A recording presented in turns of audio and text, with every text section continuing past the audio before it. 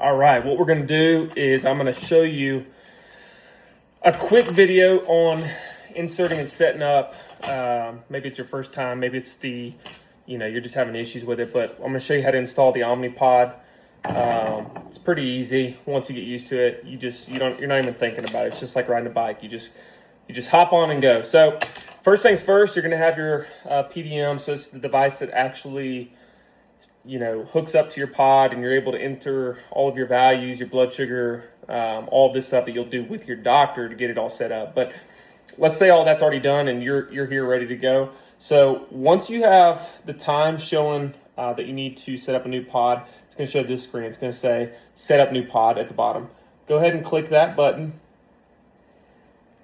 And then once you do that, it's going to hop into your next screens. The cool thing about this is it does give you a guide. But again, just seeing someone else do it, I think, does help. So what you're going to do now is you're going to have your insulin, your fast-acting only. So the OMNIPOD, there's no basal, long-acting insulin. It's just a short, fast-acting that is in you at all times, acting like the background basal, which is pretty cool. I use FIASP. Here's my vial. All you're going to do is, in the little cartridge that it comes with, take out the syringe.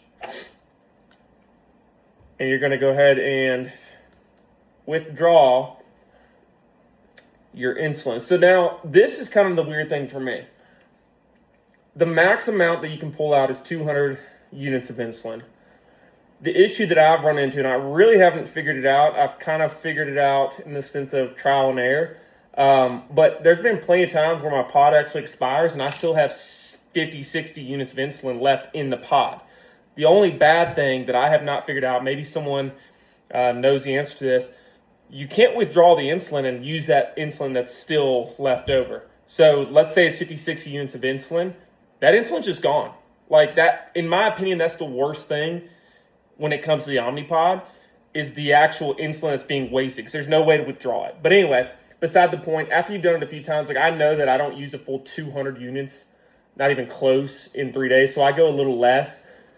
But let's say I'm eating a little more, maybe I, stressed, so my blood sugar's a little higher, so I'm having to have a little more background insulin. So I usually go for about 160. So I guess that comes out to about 50 units a day of total insulin. Now again, that's including background and bolus insulin. So that averages out to roughly 25, 30 of background insulin, long-acting, lasting insulin in the background. So if you have that number, try to figure that out. And then how much are you bolusing? So just base it off of meals to start off with. So again, that's about 50 a day, and that's pretty typical for myself. So got your insulin, pull it out, it says change pod. What you're gonna do is you're gonna go ahead and find this little hole at the top with the arrow, and you're gonna put the insulin directly into that. So poke the hole and fill it all the way up and listen for the beep right here. There you go. Now, what that means is it has the minimum amount of insulin required to go ahead and get priming and get the system going. So once you've heard that beep, go ahead and click next on this screen, and it's going to go ahead and get the process going for priming. While that's doing that, I wanted to give a quick little thought as well. One thing that I do is I try to time up my pod expiration later in the afternoons. So for example, it's a 3-day window. Basically, it's Sunday, 5:30 my time. It's going to get close to being done Wednesday, Sunday, Monday, Tuesday. Well, it's 3. So Tuesday, late afternoon. I don't like changing this out in the middle of the day. If I get home at lunch, I don't ever change it out then. And it starts basically when the first time you set your pod up, it's going to be that way from that on, unless you run into a situation. But again, historically, I'm changing my pod at 6 p.m. Every 3 days. And it's as simple as that. I don't want to be in the middle of a work day. I don't want to be in the middle of clinic. I don't want to be out with my kids and my pod's expired and now I don't have insulin until I get home. It's just something I've figured out. And again, it's trial and error. You'll have to kind of tweak it yourself. But again, just something to keep in mind. I was never told that. It was just something that I kind of figured out. And again, there's going to be times where I know I'm traveling, so I change it earlier than what it is supposed to be for that exact reason. But again, you'll figure that thing out as it comes. So now what we're at is we're at the point of actually inserting the pod. I'm going to go ahead and show you where I insert mine. and give you some tips on that as well. All right, so we're at the point of actually inserting the pod now, and I'm going to show you exactly where I put it, how I do it, and a little trick that kind of helps alleviate some of the pain when the actual needle sticks in real quick to set the cannula into you. For those of you that are not completely clear on how this works, there's a needle in here.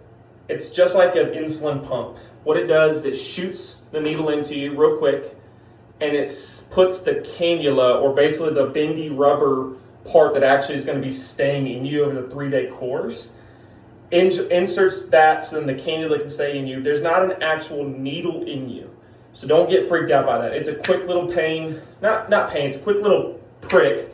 But again, I'm going to show you a little something that helps alleviate that little prick. So it says change pod on your screen, remove the tab, check pod, blah, blah, blah, blah, blah. This was not clear as well to me. This little rubber, or I guess plastic piece at the top, you have to break this off to get it set up, because again, that's where the needle's hiding underneath. You got to push pretty dang hard on this. I was nervous first time I did it. Second time I did it, whatever. I was thinking I was breaking it because of how hard you actually got to push, but it's just the way it's set up. So what I do is you bend it at the back, grab the tab, and just push it like that. And now there's nothing showing, but you're good to go. Go ahead and peel off the white part that covers the tape. And now you got a sticky pod. This part is super sticky. This end, the rounded end, is where the cannula is going to be inserted into you. So again, keep that in mind. Little things that I've figured out over time. I don't like the sticky part where the cannula is more on the outside, just from moving. I like it more inserted. So sometimes, instead of being placed like this, depending on the location I'm putting it, I'll flip it the other way. It sounds silly, but I'm telling you, no one's ever told me this. I had to kind of figure it out on my own. Think about where you want that, what's going to feel okay for where you're setting it up for long-term 3 days. It's really just a matter of trial and error, and again, kind of luck involved. So for this time, I've kind of wore my butt cheeks out. So this time, I'm going to put it on the upper hip, or I guess upper butt, lower hip, whatever you want to call it, love handle area. And I'll show you exactly how to do it. One thing also to keep in mind, as you're doing this, you have to, if you have the G7 sensor, which I have, it's on this back, so I'm not going to take my shirt off. This is going to work best if it is in line and on the same side as your G7. What I mean is this. If you're wearing your G7 or your sensor on this left back arm, you're not going to have as accurate of readings. This thing is going to go blank. It's not going to be able to pick up the reading if you do it on this right butt cheek or this right stomach. It's got to be in line. That's another thing that I don't like about the OMNIPOD, but it is what it is for now. So this one, keep that in mind as well. Keep them in line on the same body side and kind of in a plain straight line, ideally. So again, I'm going to just show you how I do it. So I go ahead and set it into the hip spot where I want it to go. And again, just keep in mind where that cannula is going to be stuck into. This is kind of good for me. It's kind of more in the meatier part of my back. So now that it's in there in that position, you click the button that says start. Is pod securely placed? That means is that sticky part on you. Click yes. And now it's communicating with pod. You're going to hear it count down. Squeeze some fat to give it some cushion to stick in quick. It alleviates a little bit of pain. It helps a lot. So now that it's inserted, you'll hear it stick and you'll feel it stick. It says it's the cannula properly inserted. Again, you'll feel it when it goes in. If you're doing it for a child, they're likely going to jump. They're likely going to say something, so just keep that in mind. All you do is click yes. Switch to automated mode, yes. Gotta charge my battery. But now you're ready. It takes about 20, it says 25, it takes about 5 minutes to get it completely set up and synced back up, reading your sensor. But now you're good to go. It's as simple as that. Y'all got it.